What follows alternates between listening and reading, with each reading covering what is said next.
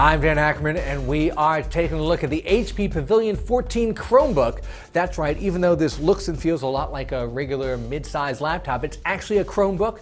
That's one of a very small group of laptops that runs Google's Chrome operating system, which is essentially the Chrome browser and a couple of very shallow, onboard features, a very rudimentary file system. You can see some apps right here. Google calls them apps. A lot of times they're really just online versions of popular software or websites that are specifically designed to work with the Chrome operating system. Now, some Chromebooks we've looked at are less expensive, $300, $250. This is $329, and for that you get an Intel Celeron processor, you get 16 gigs of onboard storage, which is not really a lot, but some Chromebooks are also much more expensive. Google has their Pixel version, which is like $1,200 with a big Retina display screen.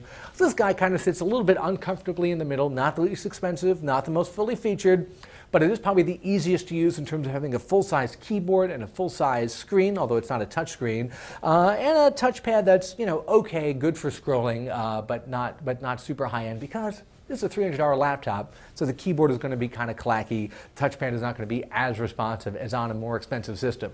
The big question you have to ask yourself moving to a Chromebook is, can I handle having to be online 99% of the time and doing everything through the browser? If you use, let's say, iTunes or Photoshop or very specific apps like that a lot, then this is not the system for you. If you're using Facebook and Twitter and Gmail and Google Docs and other tools that are already online, then there's a much more compelling case to be made. That said, much like netbooks a couple years ago or even tablets, a Chromebook does make a better secondary or travel system than your main one. I think if you're using this as your main laptop every day, you would be kind of frustrated by it. But for $329 for a 14-inch screen and a decent web browsing experience, it could be worth a look as something to take with you on the road. I'm Dan Ackerman, and that is the HP Pavilion 14 Chromebook.